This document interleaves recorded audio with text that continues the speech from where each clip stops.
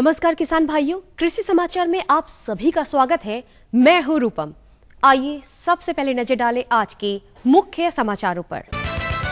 बरसात का मौसम आंवला बाग लगाने के लिए है अनुकूल। उपकरण पावर टिलर बुआई, रोपाई और कटाई के साथ साथ कदवा करने के लिए भी है उपयोगी।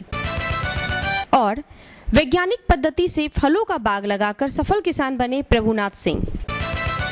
आंवला बाग लगाने का सबसे उपयुक्त समय है बरसात का मौसम। इसके प्रमुख उन्नत प्रभेद हैं बनारसी, चकिया, कृष्णा, नरेंद्र आंवला 7 और नरेंद्र आंवला 10। जिन किसान भाइयों के ढैचा बुआई के 55-56 दिन हो चुके हैं तो वे अपनी हरी फसल को मिट्टी पलटने वाले हल से मिट्टी में दबा दें। इस समय वर्षा होने से यह अच्छी तरह सड़ जाएगा। पावर टिलर शक्ति चालित यंत्र है जो छोटे जोत वाले किसानों के लिए बहुत ही उपयोगी है। इस यंत्र द्वारा खेत की जुताई कार्य से लेकर बुआई, कटाई और फसल ढुलाई तक का कार्य आसानी से किया जा सकता है। आप किसान भाई इसे भाड़े पर चलाकर अतिरिक्त आमदनी भी प्राप्त कर सकते हैं। अभी धान की रुपाई का समय चल रहा है, ऐसे में कदवा करने के लिए आप इस यंत्र का प्रयोग भी कर सकते हैं। जीविका चलाना ही जीवन का मुख्य उद्देश्य नहीं होता, बल्कि अपनी समझ की बदौलत समाज में एक पहचान बनाना भी जिंदगी की मंजिल होती है। इस सिद्धांत के जीते जागते उदाहरण हैं बिहार के कटिहार जिले के डहेरिया के प्रगतिशील किसान प्रभुनाथ सिंह। इन्होंने वैज्ञानिक पद्धति से अमरूद, लीची और आंवला की बागवानी कर क्षेत्र के अन्य किसानों के लिए प्रेरणा स्रोत बने हुए हैं। आइए सुनते हैं इनकी सफलता की कहानी इन्हीं की जुबानी। लीची 30 फीट पर है, दूरी अपना मेंटेन है, उसमें कोई दिक्कत नहीं है। 4 पेड़ का लीची के 4 पेड़ के बीच में एक आंवला का गाछ लगाए, क्योंकि बड़ा होने के बाद लीची के बीच में कुछ एरिया जो है खाली बच जाता है। एक आंवला का गाछ लगाने से ये फायदा है कि आंवला ऊपर चला जाएगा गाछ, उसका पत्ता जो है फल झाड़ होता है, धूप भी नहीं रोकेगा, गछौंधी भी नहीं मारेगा, आंवला भी होते रहेगा, लीची भी होते रहेगा। इसके बाद तीसरा स्टेज में है कि अमरूद का गाछ लगाए हुए हैं। 2 लीची के बीच में लाइन टोटल समूचा लाइन है पूर्व पश्चिम में इसलिए लगाया जाता है कि पूर्वा या पछिया जब भी हवा या आंधी चले बीच से पास करते चला जाए, रुकावट नहीं हो। रुकावट होने पर गाछ डैमेज होता है। तो लाइन में ही 2 लीची के बीच में 2 अमरूद का गाछ है, 2 आंवला के बीच में 2 अमरूद का गाछ है। अमरूद का गाछ का छटैया करते रहना पड़ेगा कि वो दूसरे गाछ को डिस्टर्ब नहीं करे, मतलब गाछ में गाछ नहीं सटना चाहिए।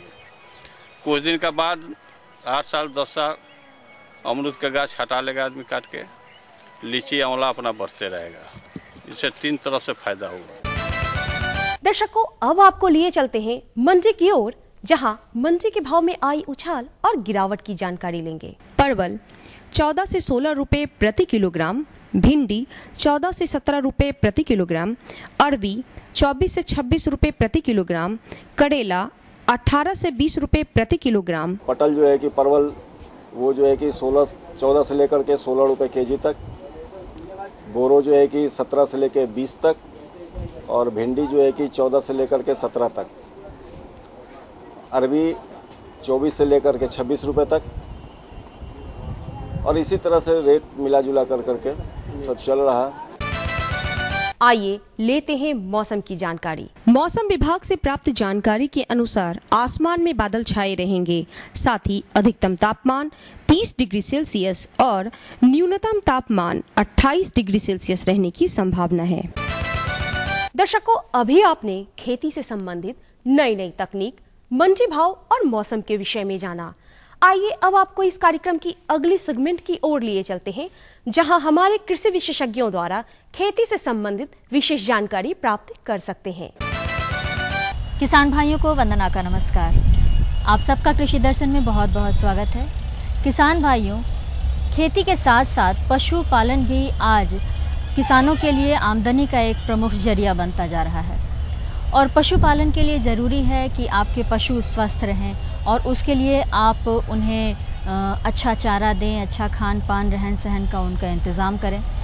तो चलिए आज हम ऐसे ही कुछ विषय को लेकर के आपके सामने हाजिर हुए हैं। आज का विषय है बहुवर्षीय चारा, पैरा घास और नेपियर घास। और किसान भाइयों, इन सब बातों पर चर्चा करने के लिए आज हमारे साथ हैं डॉक्टर कमलेश कुमार प्रसाद, जो कि वैज्ञानिक सदस्य हैं वनस्पति अनुसंधान केंद्र विक्रमगंज से। आपका बहुत बहुत स्वागत है कृषि दर्शन कार्यक्रम में। और जैसा कि हमने बताया, हमारा आज का विषय है बहुवर्षीय चारा, नेपियर घास और पैरा घास। तो पशुपालन जो है, जैसा कि हम सब जानते हैं, ये आज के दौर में एक आवश्यकता भी बन गई है हमारे किसानों के लिए, और साथ साथ उनके लिए चारा की भी समस्या होती है। और किसानों को ये शायद इस बारे में बहुत ज़्यादा जागरूक नहीं है किसान कि कौन कौन से चारा घास हैं जिनका वो उपयोग अपने पशुओं को चारा के रूप में कर सकते हैं, खिलाने के रूप में कर सकते हैं। तो ऐसे कौन कौन से चारा हैं जो इस समय, अभी के सामयिक ये को देखते हुए, कौन से ऐसे चारा हैं जो अभी लगाया जाए और प्रमुख रूप से उसका उपयोग किया जाए? अभी के मौसम जो कि बरसात का समय है, अभी नेपियर घास और पैरा घास को इस सीज़न में लगाया जा सकता है, जो कि पशुओं के लिए बहुत ही लाभदायक और गुणवत्तापूर्ण ये घास हैं, जो कि उनके दूध देने में बहुत सहायक साबित होते हैं। तो डॉक्टर साहब, सबसे पहले हम नेपियर घास की अगर बात करें जी, तो हम जानना चाहेंगे कि नेपियर घास के लिए किस तरह की भूमि उपयोगी होती है और इसको लगाने का क्या विधि है? इसमें रूटेड स्लिप, यानी कि जो जड़ वाली जो तना है उसका कटिंग, उसको लगाया जाता है। उस तने में 2 से 3 गांठ होने चाहिए। उसमें एक गांठ जो लगाया जाएगा वो ज़मीन के अंदर होना चाहिए और एक गांठ जो है वो सतह से, भूमि के सतह से ऊपर होनी चाहिए। अब आपको मैं बताऊं कि नेपियर घास के आपके 3-4 जो प्रभेद हैं, प्रमुख प्रभेद हैं, उसमें एक फ्री 3, एक फ्री 6, एक फ्री 7 और एक फ्री 10 जो प्रभेद हैं वो प्रमुख प्रभेद हैं इस क्षेत्र के लिए। और आपको मैं बता दूं कि जब बुआई करनी चाहिए तो उस वक्त आपकी जो मिट्टी है उसको बढ़िया से देसी हल से या कल्टीवेटर से या हैरो से बढ़िया से जुताई कर देनी चाहिए और पाटा देके उसको समतल कर देना चाहिए। और जो रूटेड स्लिप है उसको मिट्टी में दबा देना चाहिए और बढ़िया से इस तरह से दबा होना चाहिए कि बाहरी जो हवा है उसमें प्रवेश ना करें। अच्छा डॉक्टर साहब, नेपियर घास में बुआई की क्या समय होना चाहिए, क्या उसकी विधि है? और हम चाहेंगे कि इसके लिए सिंचाई की क्या व्यवस्था होनी चाहिए, इसके बारे में भी आप कुछ प्रकाश डालें। देखिए, बुआई का तो जैसा कि अभी हमने बताया कि मिट्टी को बराबर करके और जो रूटेड स्लिप है उसका जड़ को मिट्टी के अंदर दबा दें और जो मिट्टी को आसपास की जो मिट्टियां हैं इस तरह से दबाएं कि बाहरी हवा उसमें प्रवेश ना करे ताकि जड़ सूखने ना पाए। और वो जो 2-3 गांठ जो हैं उसका एक गांठ जमीन के अंदर अवश्य हो और एक गांठ जमीन के सतह से ऊपर हो ताकि वो बढ़िया से विकास कर सके। और इसके लिए क्या सिंचाई में जैसे आप पहली जब रोपाई कर देते हैं उसके तुरंत बाद उसकी एक हल्की सिंचाई कर दें और फिर उसके बाद 10-15 दिन के बाद उसके बाद पुनः सिंचाई करें। और यदि गर्मी का समय है तो हर 10-15 दिन के अंतराल पर सिंचाई करते रहना चाहिए। वैसे बरसात में जब आप लगाते हैं तो इसकी आवश्यकता नहीं पड़ती है। किसान भाइयों, यहाँ वक्त चला एक छोटे से सूचनात्मक अंतराल का। हम जल्द हाजिर होते हैं इस अंतराल के बाद। ये लो और बताओ। बस। अरे ये क्या भैया जी, बस इतनी सी रासायनिक खाद? किसानी छोड़ रहे हो क्या? किसानी नहीं, नादानी छोड़ रहे हैं। मिट्टी की जांच कराई है। अब तो लालाजी जितनी जरूरत है उतने ही उर्वरक खेत में डालेंगे। हाँ किसान भाई, आज ही अपने जिले की नजदीकी भूमि परीक्षण प्रयोगशाला में मिट्टी की जांच जरूर करवाएं और मिट्टी में पोषक तत्व, नमी व पौधे के विकास को देखते हुए केवल जरूरत के अनुसार ही पोषक तत्व डालें। और हाँ, मिट्टी में गंधक, जस्ता, बोरोन जैसे सूक्ष्म पोषक तत्वों का पता लगाना भी न भूलें। उर्वरक और जैविक खाद के सही उपयोग से भूमि का उपजाऊपन बनाए रखें, उत्पादकता बढ़ाएं, खर्चा घटाएं और बहुमूल्य विदेशी मुद्रा बचाने में भी सहयोग दें। और हाँ, धीमी गति से नाइट्रोजन उपलब्ध कराने वाले उर्वरकों जैसे नीम लेपित यूरिया को प्राथमिकता दें और यूरिया का पत्तों पर छिड़काव करें। अरे वाह, तू तो सचमुच समझदार हो गया रे। अधिक जानकारी के लिए संपर्क करें जिला कृषि अधिकारी या किसान कॉल सेंटर। नई तकनीक सभी को अच्छी लगती है। मैंने भी अपने खेत की तैयारी बुआई, जुताई, गहाई वगैरह के लिए छोटी मशीनें अपनी जरूरत के हिसाब से खरीदी। मैंने अपने खेतों में मशीन का प्रयोग किया तो काम जल्दी और आसान हो गया। खेती में मशीनों के इस्तेमाल के बाद मुझे मिली भरपूर पैदावार और ज्यादा मुनाफा। छोटी मशीनें तो हमारी अपनी अपनी हैं, लेकिन बड़ी मशीनें हमने समूह बनाकर खरीदी। किसान भाइयों और बहनों, आप भी उन्नत मशीनों और उपकरणों की खरीद पर वित्तीय सहायता का लाभ उठाएं, अपनी आमदनी बढ़ाएं और खुशहाली पाएं।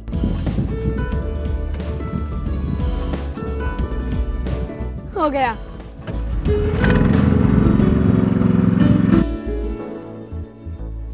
मैंने सोच लिया है, मैं तुझे कृषि का इंजीनियर ही बनाऊंगा। नई मशीनें, नए उपकरण आए आपके द्वार, ले लो इनसे अब खूब खुशी और पैदावार। जी जी जी। किससे बात कर रहे थे इतना हंस हंस कर? किसान कॉल सेंटर में विशेषज्ञ से खेती के बारे में सलाह ले रहा था। सुबह भी रात को भी? किसान कॉल सेंटर सुबह 6 बजे से रात को 10 बजे तक खुलता है। रविवार को भी? साल के 365 दिन खुलता है। पर तुम ये सब क्यों पूछ रही हो? मैं तो कुछ और ही समझी थी। कृषि संबंधी समस्याओं का अपनी भाषा में तुरंत समाधान पाने के लिए पूरे भारत में किसी भी फोन से राष्ट्रीय हेल्पलाइन नंबर 1800-1801-551 पर संपर्क करें। अंतराल के बाद एक बार फिर आपका स्वागत है कृषि दर्शन कार्यक्रम में। हम आपको बता दें, आज हम बातचीत कर रहे हैं बहुवर्षीय चारा फसल पैरा घास और नेपियर घास के बारे में। अच्छा डॉक्टर साहब, हम जानना चाहेंगे कि नेपियर घास जो है 1 हेक्टेयर में उसकी रूटेड स्लिप कितनी लगानी चाहिए, और साथ ही हम ये जानना चाहेंगे कि निकाई गुड़ाई उसकी कैसे की जाए। देखिए, 1 हेक्टेयर में नेपियर घास का जो रूटेड स्लिप है करीब 20,000 उसके रूटेड स्लिप लग जाते हैं। और जब आप रूटेड स्लिप को जब खेत में लगा देते हैं तो उसका तुरंत बाद ये प्रयास रहना चाहिए कि उसमें घास नहीं उगे। यदि किसी वजह से ये संभव नहीं हो पाया तो एक रासायनिक दवा है 3 से 4 एट्राजिन, जिसकी मात्रा 3 से 4 किलोग्राम 500 से 600 लीटर पानी में घोल के उसको स्प्रे किया जा सकता है। और जो समसामयिक जो खरपतवार हैं उसको उससे बचाया जा सकता है। तो किस तरह की भूमि उसके लिए उपयुक्त होती है? किस प्रकार की भूमि का हमें चुनाव करना चाहिए पैरा घास के लिए? देखिए, पैरा घास में आप वो ज़मीन जो कि नदी, नहर या जहाँ की पानी का बहाव हो उस क्षेत्र का उसका चुनाव किया जाता है। और वो नमी युक्त ही जगह पर ये उगाया जा सकता है, इसीलिए इसको पानी का घास भी कहते हैं इसको। और इसमें पानी की आवश्यकता ज़्यादा पड़ती है, इसीलिए वो उस भूमि का चुनाव करते हैं कि जहाँ की नमी बराबर रहती हो। तो किसान भाइयों, पैरा घास एक ऐसा फसल है जिसको आप लगा करके 5 से 7 साल तक आप इसकी उपलब्धता प्राप्त कर सकते हैं। और इसमें ये बहुत ही गुणवत्तापूर्ण चारा है जिसे आप अपने पशुओं को खिलाएं तो दूध की मात्रा भी बढ़ेगी और आप उससे अधिक से अधिक आय भी कमा सकते हैं। बात करें यदि हम उन्नत किस्मों की, पैरा घास की कौन कौन सी उन्नत किस्में हैं जो हमारे किसान भाई लगा सकते हैं? देखिए, इसमें 3 जातियाँ मुख्य हैं, ब्रंचेरिया म्यूटिका, ब्रंचेरिया सिबराना और ब्रंचेरिया ब्रजेंथा। इन्हीं तीनों जाति का जो पैरा घास है उसको प्रमुख रूप से किसान लगा सकते हैं और अच्छी उपज ले सकते हैं। जी। अच्छा डॉक्टर साहब, खेत की तैयारी इसके लिए किस प्रकार करे किसान भाई? इसके लिए है कि खेत को गर्मी के समय में ही बढ़िया से जुताई कर दें और मिट्टी को भुरभुरा बना दें। और उसमें क्या है कि जब उसमें कुछ नमी आ जाए तो इसका पैरा घास का जो रूटेड स्लिप है उसको लगा दें नमी युक्त में। और ये जो है पैरा घास में कि लाइन से लाइन करीब 1 से 2 मीटर की दूरी रखी जाती है और पौधे से पौधे आपका 25 से 30 सेंटीमीटर की दूरी पर उसके रूटेड स्लिप को लगा दें। किसान भाइयों, यहाँ वक्त चला एक छोटे से सूचनात्मक अंतराल का। हम जल्द हाजिर होते हैं इस अंतराल के बाद।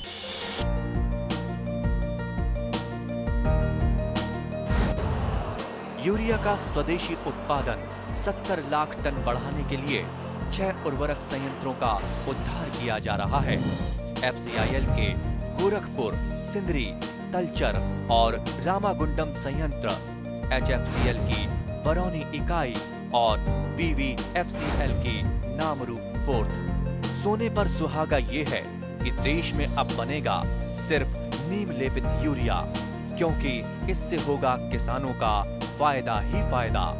अनाज का उत्पादन 10% तक बढ़ेगा, बढ़ेगी 10 से 15% नाइट्रोजन क्षमता।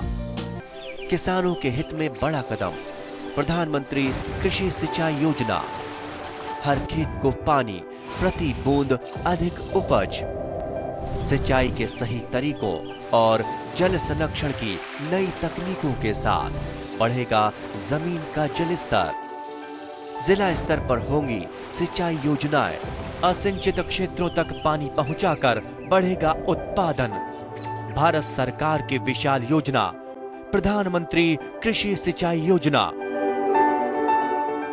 अंतराल के बाद एक बार फिर आपका स्वागत है कृषि दर्शन कार्यक्रम में। हम आपको बता दें, आज हम बातचीत कर रहे हैं बहुवर्षीय चारा फसल पैरा घास और नेपियर घास के बारे में।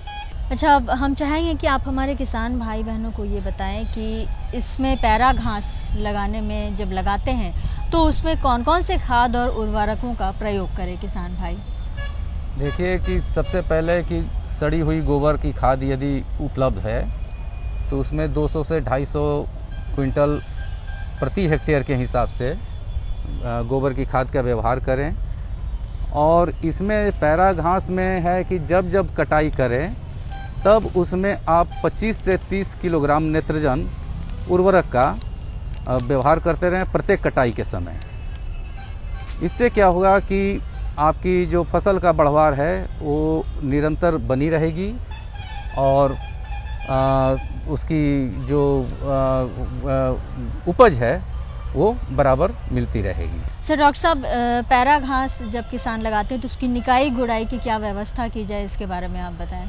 देखिए, लगाने के पश्चात सबसे पहले ये है कि जो खरपतवार है उससे बचाना बहुत ज़रूरी है। और पैरा घास में ये एक खूबी है कि एक बार जब ये स्थापित हो जाए तो फिर कोई भी खरपतवार या कीड़े मकोड़े या रोग व्याध इस पे कोई असर नहीं करता है। तो शुरुआती अवस्था में पैरा घास को आपको खरपतवार से बचाना अति आवश्यक है। जी बिल्कुल, ये तो बात हो गई खरपतवार की। कटाई के लिए क्या कुछ और एहतियात बरतने की ज़रूरत है हमारे किसान भाइयों को?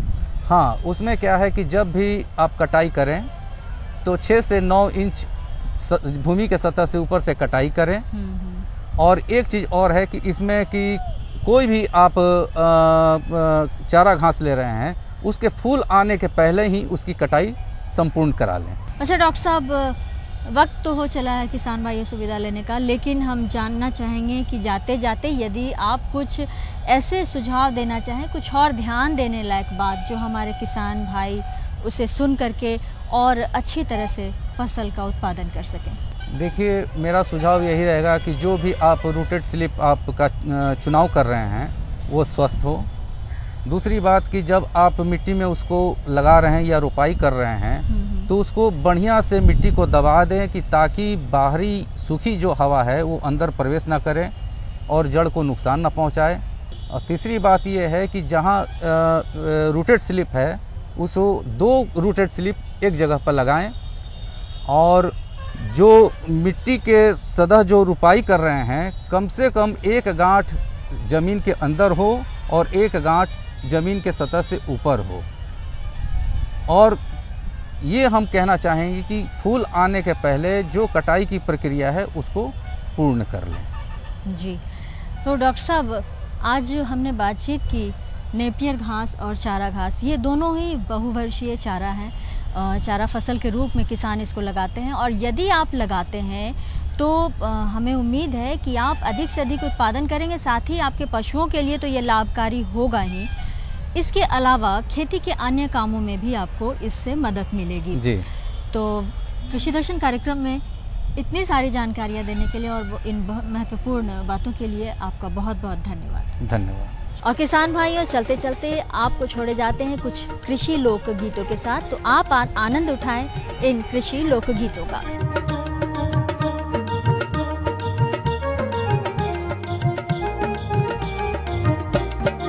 हो पिया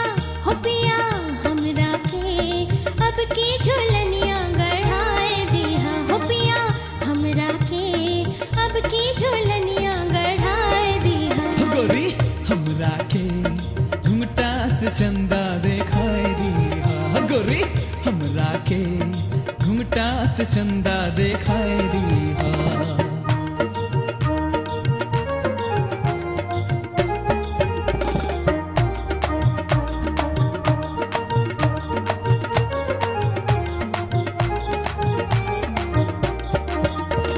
सोने के सिकरी कमर कर धनिया, सोने के सिकरी कमर कर धनिया, औंची पे पहुंची गढ़ाई देबो, औंची पे पहुंची गढ़ाई देबो। गोरिया हम तोहके बनारस ले जाके, गोरिया हम तोहके बनारस ले जाके, चुनरी में मुनरी लगाई देबो, चुनरी में मुनरी लगाई देबो। गोरी हमरा के घुंघटा से चंदा दिखाई दे, गोरी हमरा के घुंघटा से चंदा दिखाई दे। हो पिया हमरा के अब के झोलनिया गढ़ाए दिहा, हो पिया हमरा के अब के झोलनिया गढ़ाए दिहा।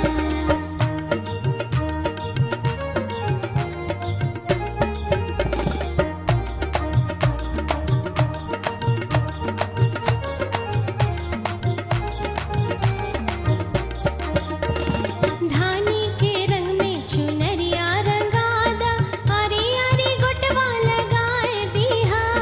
धानी के रंग में चुनरिया रंगादा, आरी आरी गोटवा लगाए दिहा।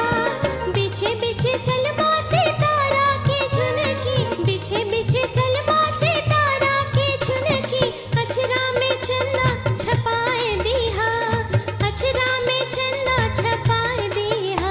पिया हमरा के अब की झोलनिया गढ़ाए दिहा, हो पिया हमरा के अब की झोलनिया गढ़ाए दिहा। गोरी हमरा के घुंघटा से चंदा दिखाए दिहा, गोरी हमरा के घुंघटा से चंदा दिखाए दिहा।